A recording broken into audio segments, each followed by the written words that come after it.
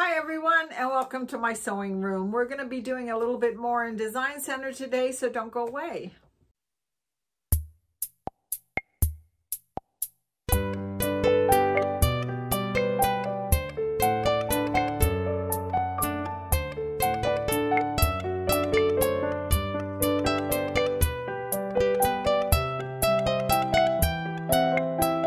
Okay, so I had a comment by a viewer who said that she wanted to understand how I created a shape to make a quilt design.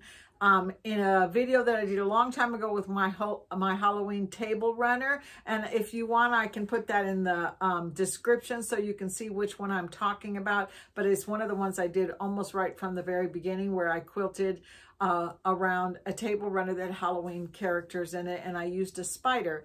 So I wasn't really sure exactly what she was asking me, but what I had done is I had taken a spider embroidery design and saved the shape in the sewing part of it and moved it from there into the Design Center and added it into a quilting design. But what if you don't have a spider embroidery design and you still want to kind of create a quilt design with a shape? So when we did that video a couple of weeks ago about how you can use the Design Snap on your phone to bring in a picture that you took off the internet to make an embroidery out of it, why not use that to make an outline for a quilt design? So I started thinking about it, and I messed with it a little bit, and I think I figured out how to do it. So let's go to first to the computer and then to the sewing machine, and we're going to create a quick little quilt fill that you can do in Design Center using clip art. Okay, so I'm in my Google search right now, and what I'm going to do is I'm going to type in clip art silhouette monsters, and this is what I'm going to get. These are really cute. There's a whole lot of really fun ones that are just basic little black outlines of designs. You want to find a really good one that's not pixelated and doesn't already have something written across it that they want you to give you money for. Something that's a vector image that all you have to do is click on and it'll download for you automatically. So let's see. I want to see if I can find one. This one works pretty good. It's clear, it's a vector image, and they're gonna, if I push on it, you can see that I can download that directly into my computer. So that works pretty good for me. I'm going to try it again. And there's another one just above here, this little monster that's up above him. And I think that if I just hard press in the middle of my screen or right click on it, I'll get a save to photos. I can do it right from there. So that works pretty good. So now what I want to do is I want to check my photos. So I'm going to close this. I'm going to look in my photos in my iPad, and there is my albums, and there's my monsters. Look at that. Looks like I got a couple of them. You can tell I've been practicing a little bit. So that is what I'm going to do, is I'm going to use these. So I'm going to go to my Design Snap on my computer now. I'm going to look for Design Snap, and there it is right there in my apps. And I'm going to open it up, and then when it comes open, I'm going to go down to this bottom one that actually says select images for pattern editing. And then once I select that, it'll take me directly to my picture folder that's on my computer, and I can get one of those little monsters. So once I select the monster, then it's going to just simply say, send this to your sewing machine. And I'm going to say, yes, I want to send it to my sewing machine. Look how fast that went. It just went right to my sewing machine. And that's as easy as it is. It's not difficult at all. So let's go to. Okay, so here we are in my Design Center, and what I'm going to do is I'm going to let me get up here a little bit closer so we can see what I'm pointing at. This is your image one. Remember we talked about that last week? This is your line. This is your full image. I want to bring in a full image into here just because of the way I brought the picture in. So I'm going to hit the full image, and then I'm going to go down here to this part right here because I sent it in with my app. So I'm going to push that, and then I'm going to go to right here where it says JPEG. And there's my little monster. So I'm going to set him down. And then let me see if I can get a full picture for you. There's a full picture. Okay, so we're going to make sure it says remove background because we don't want a background, and we're going to make sure it says we want a line drawing here. So then once we've got that part set up, and let's go down to a small amount of colors as we can possibly do, which is 2 colors. Oh, and I just realized that this is taking his arms off. So let's see if we can back it up a little bit so we get his arms in there. It doesn't seem to want to let me get this last little part, but I think I can fix it. That's okay. So we moved that out, and now we're going to say okay. And it's going to take a few seconds because it's literally trying to make an embroidery directly from a picture instead of make a line image. So we're going to let it wait until we get what we want.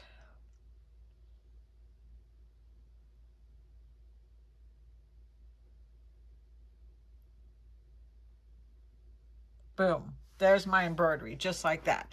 And it's got some flaws. It doesn't look all that good down here in the corners, but we can clean that up. So we're going to hit set that down.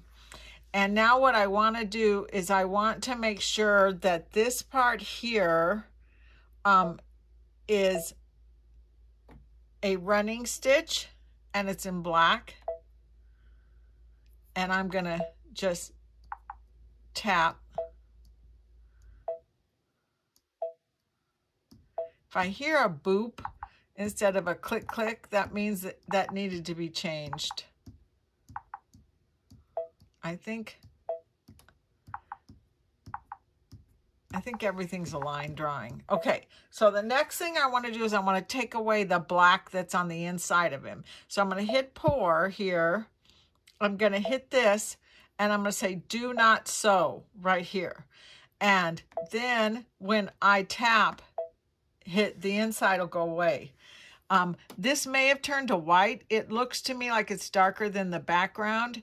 The background's kind of off-white, and this is white, so I'm going to tap those. So those are all do not sew as well. That's a do not sew. That's a do not sew. That's a do not sew. That's it. So it should be just an outline now. But I'm concerned about a little bloop I'm seeing right here in the corner. So what I'm going to do is I'm going to do the plus sign and move the box over here.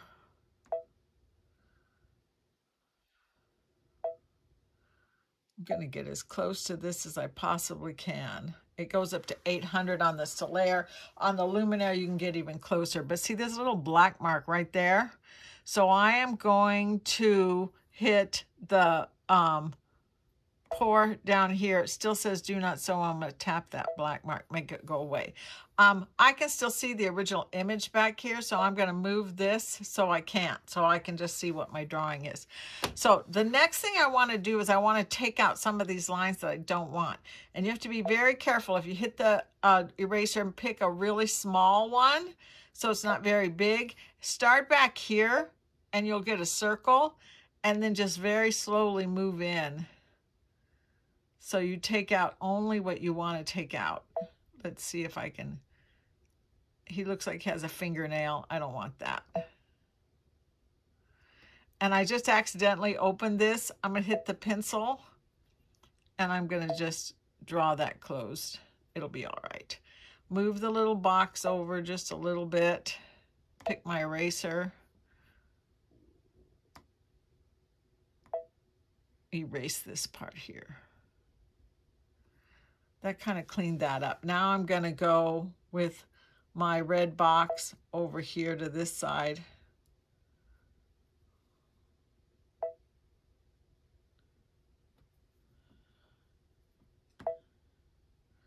Let's get rid of some of these things we don't want.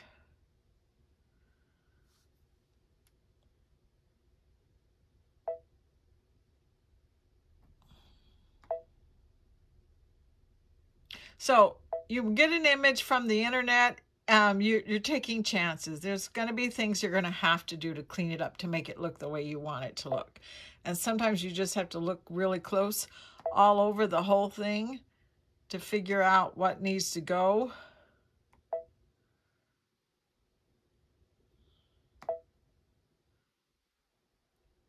And what we want to keep. Nothing is ever going to be instantaneous. We're going to have to work a little bit.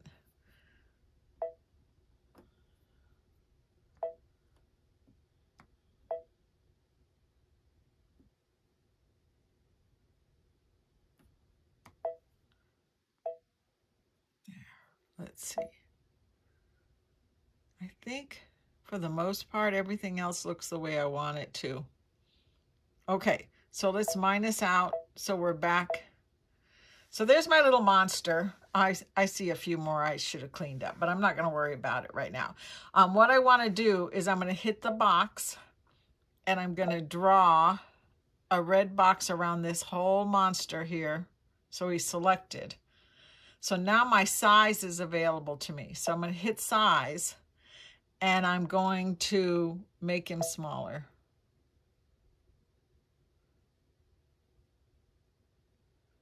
Let's see. Okay. And I think I want to rotate him just about a couple degrees.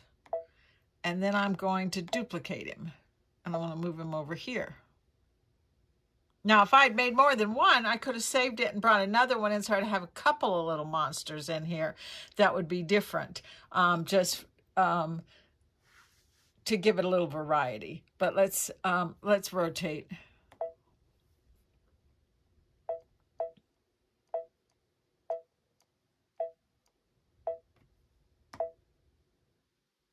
Move him down here. And let's duplicate him one more time. Put him over here. Maybe size him down just a little bit. Okay, let's rotate him.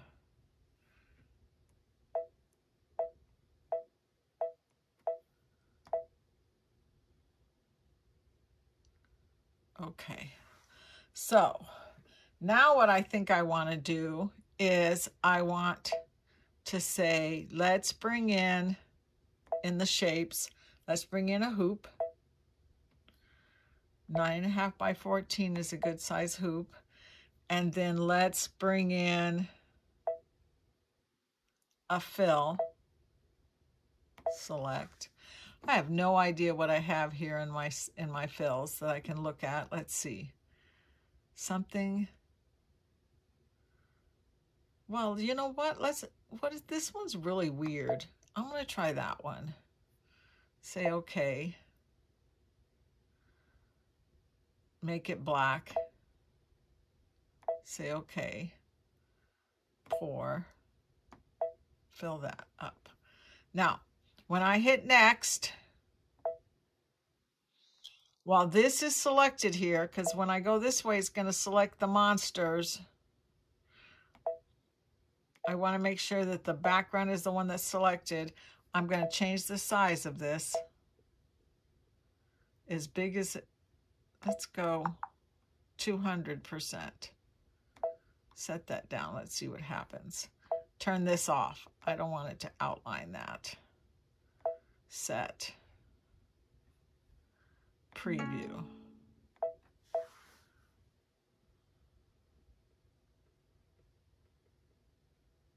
Oops. What happened was that one tooth, all 3 times, still came out as a satin stitch.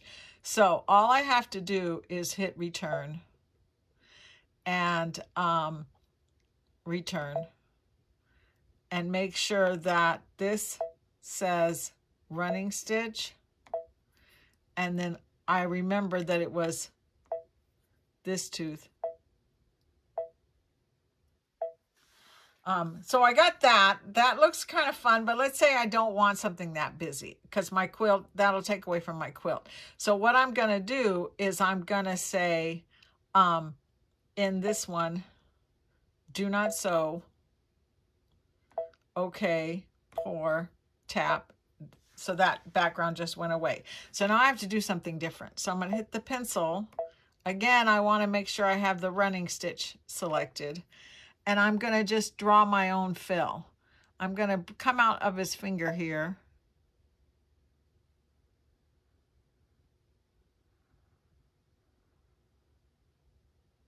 Maybe go into his horn here. And then I'm going to come out of his toe here and go there. And maybe I'm going to come out of his horn here and just go off the edge here like that. So now I've created a fill. Oh, that last one was really horrible.